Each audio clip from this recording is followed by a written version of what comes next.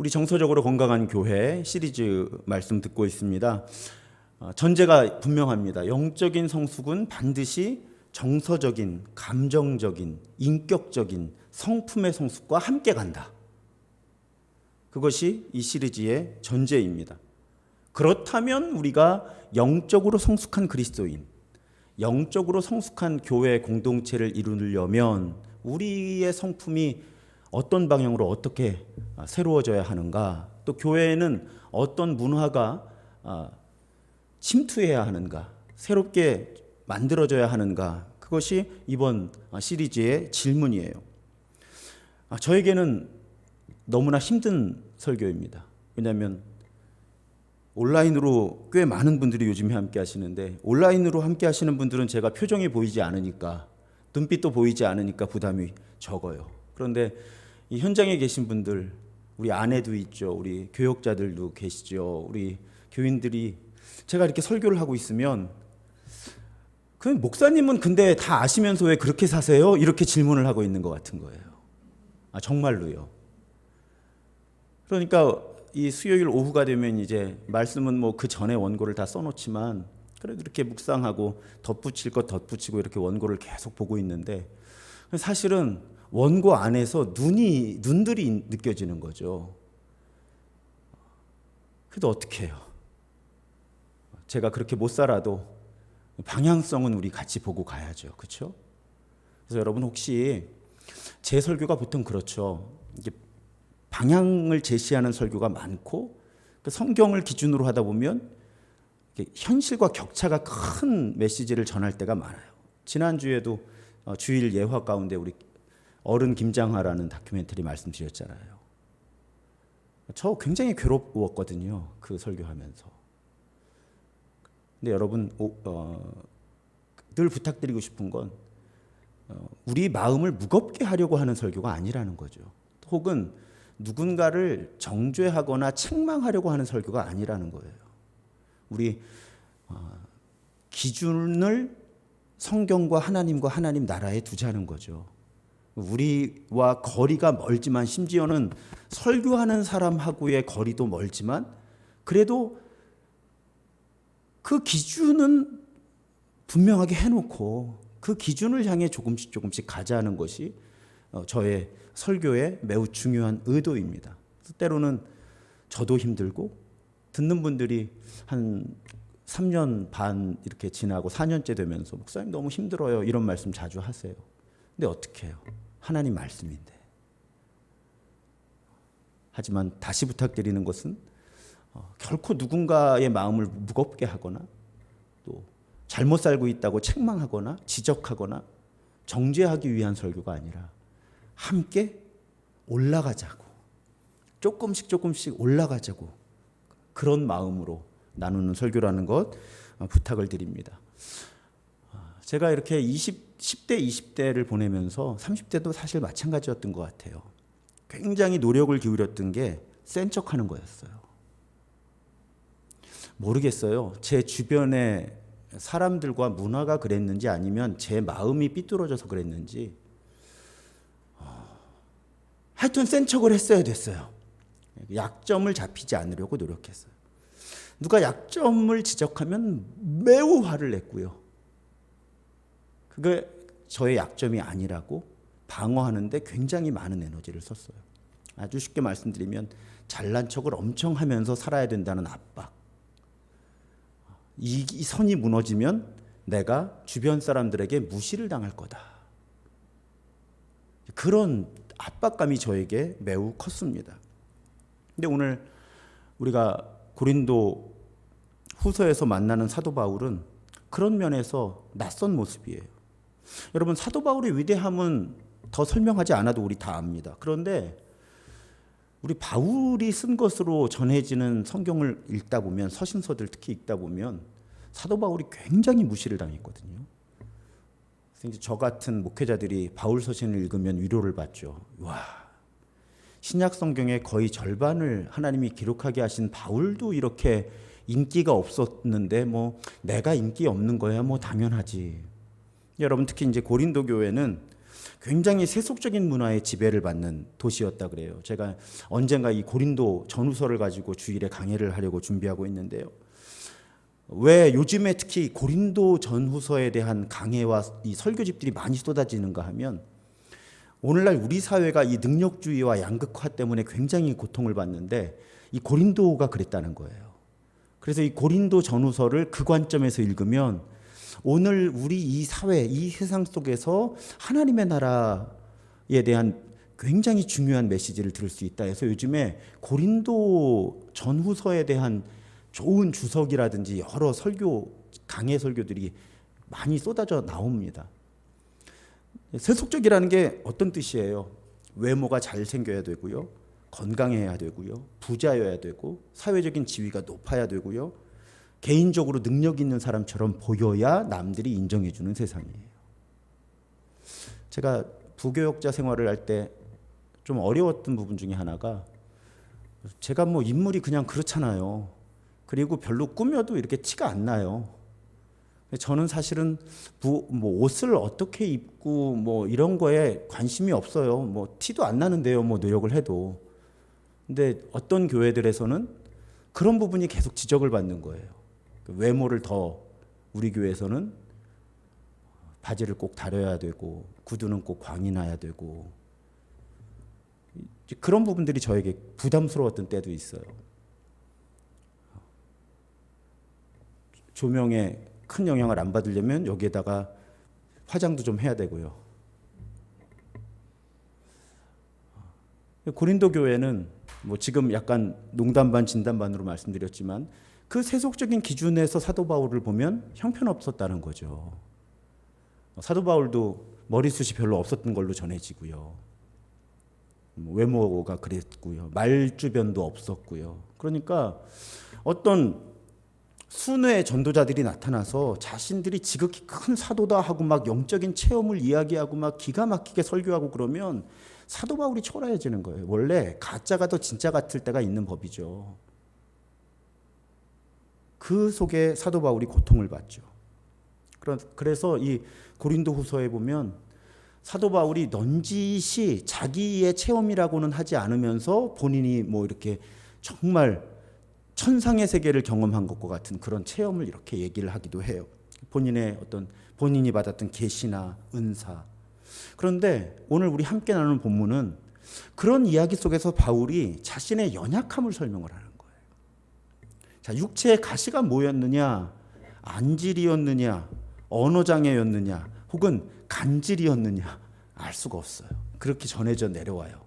혹은 육체의 가시라고 했지만 또 사탄이 준 거다 했으니까 이게 혹시 어떤 마음과 연결되어 있는 어떤 병이었는지 혹은 본문 아랫부분에 보면 여러 상황의 나쁜 상황들을 얘기하고 있어서 이게 상황하고 연결된 것은 아닌지 여러 추측들을 하지만 정확하게 알 수는 없습니다. 실체가 무엇이었든 간에 하지만 이 가시는 바울을 몹시 괴롭혔고 당연히 바울은 그 가시를 제거해달라고 하나님께 간절히 기도했죠. 하지만 하나님의 반응이 기대와 다릅니다. 9절과 10절을 세 번역으로 보면 주님께서 바울에게 말씀하신 거예요. 내 은혜, 주님의 은혜가 너 바울에게 족하다. 나 주님의 능력은 약한 데서 완전하게 된다. 그래서 바울이 이렇게 고백하죠. 기쁜 마음으로 내 약점들을 자랑하겠습니다. 기쁜 마음으로 내 약점들을 자랑하겠습니다. 10절에도 보면 내가 약할 그때에 오히려 내가 강하기 때문입니다. 그러면서 병약함과 모욕과 궁핍과 밖에 모든 나쁜 상황들, 자신의 몸과 마음과 상황의 모든 나쁜 상황들을 열거를 하면서 그렇게 약할 때 내가 오히려 강합니다. 내가 기쁜 마음으로 나의 약점들을 자랑하겠습니다. 바울이 이렇게 고백한다는 거죠. 여러분, 신약학자들이 이런 관점에서 왜 100% 정확하게 알 수는 없지만 이렇게 사도행전과 서신서들을 쭉 연구하다 보면 처음 쓴 것으로 추측하는 서신들이 있고 이 연대별로 배열을 할 수가 있거든요. 학자들마다 조금씩 다르기는 한데 그래도 어떤 서신들이 초기 서신이고 어떤 서신들이 바울 사역의 후기 서신인지를 대략 학자들이 알아낼 수가 있어요. 그런데 이런 관점으로 보면요. 처음 쓴 글 중에 하나인 갈라디아서에서 바울은 몹시 강합니다. 몹시 공격적이에요. 막 저주합니다. 다른 복음 전하는 사람들 저주하고요. 그런데 시간이 흐르면서 바울이 고린도전서 15장에서는 자신을 사도 중에 지극히 작은 자라고 표현을 해요. 그러다가 에베소서 3장 8절에 보면 아까는 사도 중에 작은 자였잖아요. 그런데 에베소서 3장 8절에 보면 모든 성도 중에 가장 작은 자보다 더 작은 나라고 설명을 해요. 그러니까 사도들의 작은 자가 아니라 모든 성도들 중에 제일 작은 사람 중에 더 작은 나라는 거예요. 그러다가 아주 후기에 쓴 것으로 전해지는 디모데전서 1장 15절에 보면 내가 죄인 중에 괴수라고 얘기를 하는 거예요. 그러니까 바울이 쓴 서신서에서 바울이 자신을 어떤 존재로 고백했느냐 하면 처음에는 다 덤벼. 내가 제일 쎄 하는 사람이었다면 그 다음에는 내가 사도 중에 작은 사람입니다. 그런데 조금 더 지나다 보면 내가 성도 중에 제일 작은 사람보다도 더 작은 사람입니다. 그러다가 마지막이 되니까 내가 죄인 중에 괴수입니다. 이렇게 고백하게 되었다는 거예요. 그렇게 보면 여러분, 사도 바울은 영적으로 성숙해 감에 비례해서 자신의 연약함을 자신 있게 고백할 수 있게 되었다는 거죠. 그러니까 영적인 성숙은, 우리가 영적인 성숙이 무엇이냐 정의하면 사실은 약함이 드러나지 않아야 영적으로 성숙한 거라고 오해할 수 있는데, 오늘 사도 바울의 고백과 사도 바울의 전반적인 삶과 그 사역과 또 서신서에 나타난 자신을 소개하는 표현들을 보면 영적으로 성숙할수록 자신을 낮추고 자신의 약함을 솔직하게 드러낸다고 하는 거죠. 이 주제가 오늘 설교의 주제입니다. 여러분 오해하지 마세요. 약점을 보완할 필요가 없다는 말씀이 아니에요. 다만 내 약함이 무엇인지를 일단 알고 또 그 약함을 인정하고 그리고 그 약함을 솔직하게 드러낼 수 있을 때 우리는 정말 정서적인, 감정적인, 인격적인 성숙과 더불어 영적인 성숙을 경험할 수 있는 기회가 더 열린다는 것입니다. 거꾸로 보면 정말 우리가 영적으로 성숙해 가면 느리더라도 자신의 약함에 대해서 방어적이 되기보다는 솔직하게 자신의 약함을 인정하면서 주변 사람들과 더불어 사는 법을 배우고 보이게 된다는 거죠. 근데 여러분 쉽지 않아요. 자신의 약점을 분별력 있게 인정하는 게 쉽지 않습니다. 그냥 인정하는 건 어느 정도 할 수 있는데 이 분별력 있게 인정하는 게 쉽지 않아요. 그래서 하나님의 은혜도 필요하고 우리의 연습도 필요한 거예요. 다른 사람과의 관계 속에서 특히 교회 공동체 안에서 어떤 수위로 내 약함을 솔직하게 드러낼까 하는 건 굉장한 성숙함이 필요합니다. 예를 들면 처음 만난 사람에게 표현할 수 있는 수위가 있는 거고요. 또 제일 문제는 이 약함을 드러내는 그 마음 속에 다른 마음이 숨겨져 있는 거죠. 내가 이렇게 약함을 드러내면 괜찮은 사람처럼 보이겠지. 사실은 이 두 번째 부분이 우리 교회 같은 경우에는 더 위험합니다. 우리 교회가 전반적으로 사실은 인격적으로 또 영적으로 성숙한 분들의 비율이 높아요. 담임 목사 입장에서 보면 그래요. 제가 그동안 경험했던 어떤 교회보다도. 그렇게 보면 우리 교회는 약함을 드러낸다, 드러내지 않는다의 문제보다 더 심각한 문제는 약함을 드러내는데 다른 의도를 가지고 약함을 드러내는 거죠. 정말 솔직함이 아니라 진정성이 있는 게 아니라 내가 이런 식으로 표현하면 남들이 나를 겸손한 사람으로 인정해 주겠지 하는 그런 숨은 동기를 가지고 자신의 약함을 드러내기가 더 쉽다는 거예요. 사탄은 그 일에 매우 성실합니다. 그 부분을 우리가 어떻게 다룰까? 자, 먼저 앞부분을 좀 생각해 보죠. 일단 내 약함을 솔직하게 드러낼 수 있느냐 없느냐. 이 스카치로 목사는 이 정서적으로 건강한 교회에 보면 아주 다양하게 한 페이지의 표를 이렇게 해가지고 우리가 교만해서 방어적인 태도를 취하기 쉽다는 거예요. 반대로 깨지고 약함을 드러낼 수 있어야 하는데 이것이 굉장히 극단의 모습을 보인다는 겁니다. 그런데 제가 이 표를 보니까 이쪽 극단에 완전히 있거나 이쪽 극단에 완전히 있는 사람이 많지는 않아요. 주로 이 어간에서 이제 왔다 갔다 하는 거죠. 근데 한번 어쨌든 이 양극단의 표현을 여러분 한번 들어보세요. 교만하고 방어적인 유형은 일단 자신의 부족함과 결함을 감추려고 애를 씁니다. 방어적이 되는 거예요. 인정하고 싶지가 않은 거죠. 또 웬만하면 다른 사람들에게 다가서려고 하지 않습니다. 왜요? 내 약함이 드러나야 되니까. 그리고 다른 사람과 접촉을 해도요, 자기 내면에서 일어나고 있는 일들을 그대로 보여주지 않으려고 애를 많이 써요. 위장을 하려고 하는 거죠, 사실은. 가면을 써서 좋은 모습만 보여주려고 하기 쉽다는 거예요. 아니, 처음 만나서 관계가 깊어지기 전에는 누구나 그렇습니다. 그런데 몇 년을 같은 공동체에서 심지어는 같은 사역팀이나 같은 소그룹에 속해 있는데도 사람을 만났을 때 내 마음을 있는 그대로 이렇게 드러내 보이려고 하지 않는 사람들이 사실은 점점 늘어나죠. 저의 관찰은 교회 안에서 점점 늘어납니다. 보여주기 싫은 거예요. 또 이렇게 교만해서 방어적인 유형은 좀처럼 잘못했다는 말을 하지를 못합니다. 용서를 구하지를 못해요. 마음 깊은 곳에서 나의 잘못을 인정하는 것이 지는 거라고 그렇게 여기게 돼요. 또 마음이 상하면 이것을 적대적으로 표현을 합니다. 공격적으로 표현을 하게 돼요. 이건 이기고 지는 싸움이거든요. 내가 지면 안 되거든요. 그리고 자신의 어떤 고통스러운 현실을 부정하거나 회피하거나 도망치려고 합니다. 제가 이 유형을 잘 알아요. 왜요? 제가 그러니까요. 제가 어릴 때, 지금보다 젊을 때 굉장히 이 유형에 아주 끝에 가 있었어요, 사실은. 지금 많이 좋아진 거예요, 제가 그래서 이 유형을 잘 알아요. 제가 이 유형으로 살았으니까.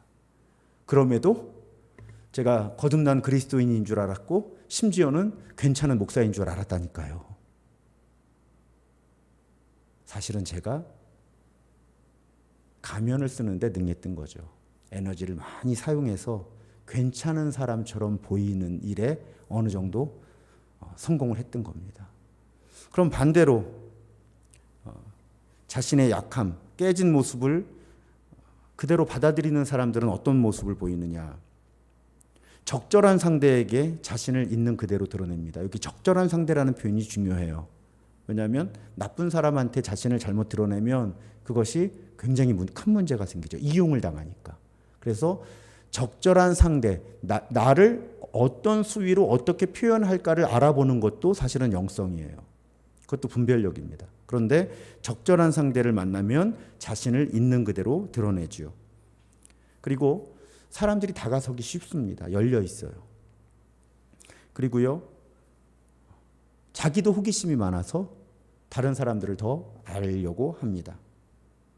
그리고 자신의 상처받기 쉽고 연약한 마음을 그냥 그대로 보여줘요. 또 잘못했다는 말을 기꺼이 합니다. 이것도 잘 구분해야죠.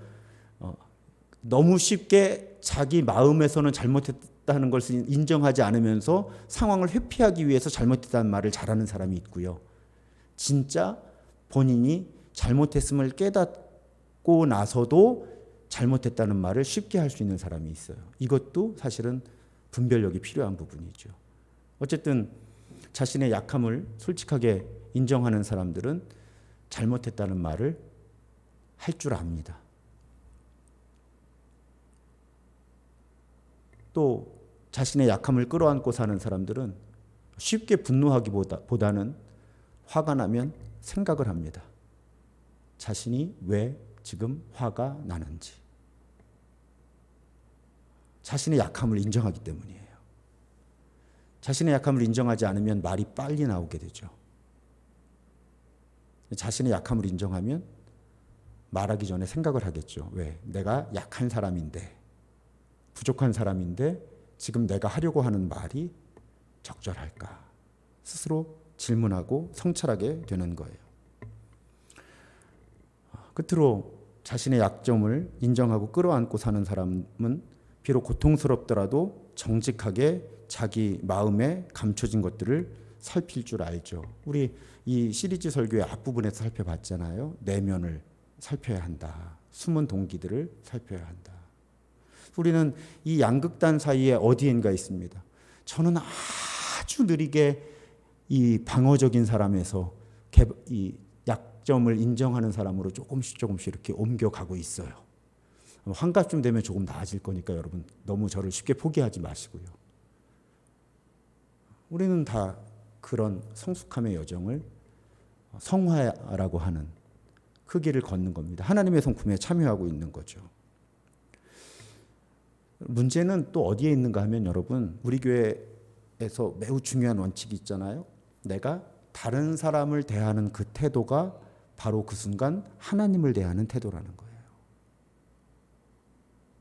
우리 교회 매우 중요한 기준 원칙이죠. 하나님에 대한 사랑과 다른 사람에 대한 사랑, 하나님과의 관계와 다른 사람과의 관계는 결코 분리되지 않는다. 제가 가끔 어떻게 저 자신을 비유를 들죠? 제가 아내한테 어느 날 화가 나서 말을 함부로 확 한다면 적어도 그 순간의 정삼이는 하나님과의 관계도 그렇게 함부로 하고 있는 거예요. 이 부분이 이해가 안 가시면 다음번 새가족 과정을 꼭 다시 들으셔야 됩니다. 물론 유튜브에도 올라가 있지만요. 그래서 여러분 예수께서 누가복음 18장에서 말씀하신 비유가 있잖아요. 두 사람이 기도하러 성전에 올라가는데 이건 비유예요. 한 사람은 바리새인, 한 사람은 세리예요. 우리는 성경을 어느 정도 아니까 바리새인이 나쁜 사람이고 세리가 보통 그 시대에 나쁜 사람인데 예수님의 비유에서는 좋은 사람이니까 대략 그렇게 추측하지만 이 비유를 처음 들었던 사람한테는 이 종교, 세상을 이끌고 가는 지도자하고 쓰레기 같은 인간을 지금 예수님이 비유로의 인물로 설정하신 거거든요. 그러니까 이 바리새인은 당연하게 남들 다 보는 데서 하나님 제가 이런 죄를 짓지 않음을 감사합니다. 제가 아시죠? 예배도 열심히 드리고 헌금도 열심히 하고 교회 일도 열심히 하는 거 하나님 아시죠? 이렇게 기도한다는 거예요. 이 세리는 사람들 눈에 띄는 것도 부끄러워서 저 구석에서 하늘도 쳐다보지 못하고 가슴을 치며 저를 불쌍히 여겨주십시오. 저는 죄인입니다. 그런데 예수님 뭐라 그랬어요? 누가 의롭겠냐? 저 세리가 더 의롭다. 저는 오늘 이 말씀을 묵상하면서 그 생각이 든 거예요. 하나님 앞에서 하나님 저를 불쌍히 여겨주십시오. 저는 죄인입니다. 라는 말을 진심으로 할 수 있을 때 우리와 하나님 사이의 거리가 가까워지는 거죠. 하나님과의 관계와 다른 사람과의 관계가 연결되어 있기 때문에요. 이렇게 표현하고 싶어요. 우리가 자신의 약함을 인정할 때 우리에게 공간이 만들어져요. 그 공간이 하나님의 은혜가 침투해 들어올 수 있는 공간이고 다른 사람과 만날 수 있는 공간이에요. 자신의 약함을 인정하지 않으면 공간이 만들어지질 않는 거예요. 그럼 하나님의 은혜가 들어올 자리도 부족하고 다른 사람과 마음과 삶을 공유할 자리도 부족해지는 거죠. 이건 뭐 제가 50년 조금 넘게 처절하게 제가 살면서 경험한 아픔이기도 하고 슬픔이기도 해요. 그래서 여러분 제가 우리 교회가 어떤 교회가 되면 좋을까? 그냥 솔직했으면 좋겠어요. 우리가 서로에 대해서. 정말 세상 솔직한 공동체가 별로 없잖아요. 교회마저도 그렇단 말이죠. 교회에서마저도 솔직해지기 어려우면 사실은 하나님의 공동체가 아니에요. 우리 그거 인정하고 살아야 돼요. 교회에 와서까지 척을 하고 살아야 된다면 그건 슬픈 일이에요. 두세 사람이 내 이름으로 모인 곳에 나도 그들 가운데 있겠다고 예수님 말씀하셨는데요. 우리가 척하면서 살면 예수님이 함께 하실 공간이 너무 부족해져요. 그래서 여러분 우리가 그냥 솔직했으면 좋겠어요. 장점도 솔직하게 드러낼 수 있어야 하고요. 그러려면 수준이 높아야 되는 거예요. 공동체에서. 누가 솔직하게 그 사람의 장점을 드러냈는데 잘난 척한다고 정죄하면 그것 또한 문제죠. 반대로 약점도 솔직하게 드러낼. 그런데 우리가 공동체에서 안전함을 느낄 수 있어야 되는 거예요. 안전함. 우리 교회에서는, 아니면 뭐 우리 교회만 해도 서로 모르시는 분들이 많을 수 있으니까 적어도 나와 함께하는 어떤 사역 그룹이든지 속회든지 그런 곳에서는 내가 솔직하게 표현을 해도 이 사람들이 나를 오해하지 않을 것이다.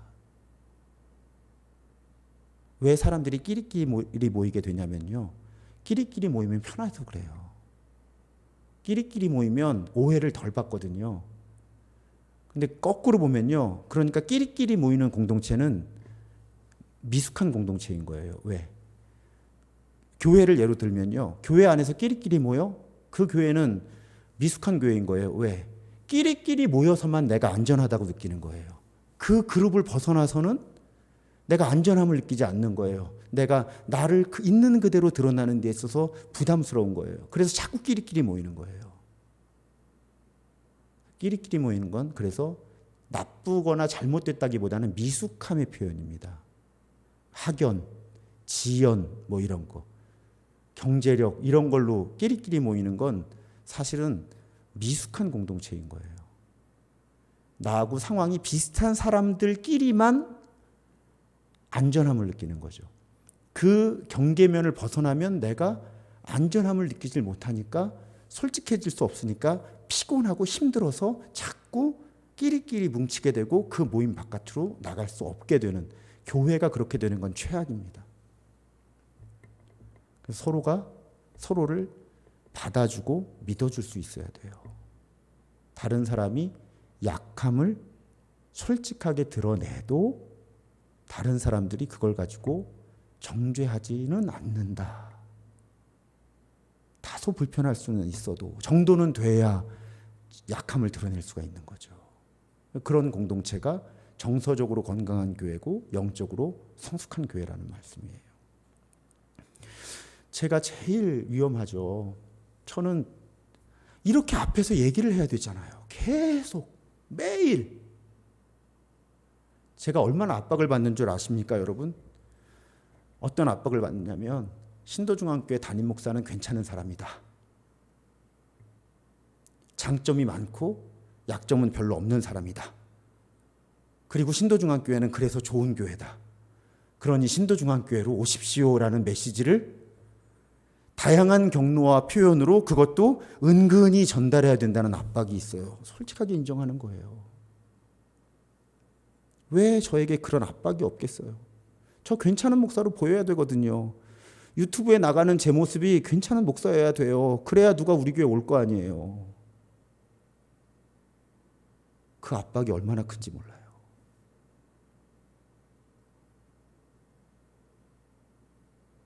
영적 전쟁이에요. 이건 영적 전쟁입니다.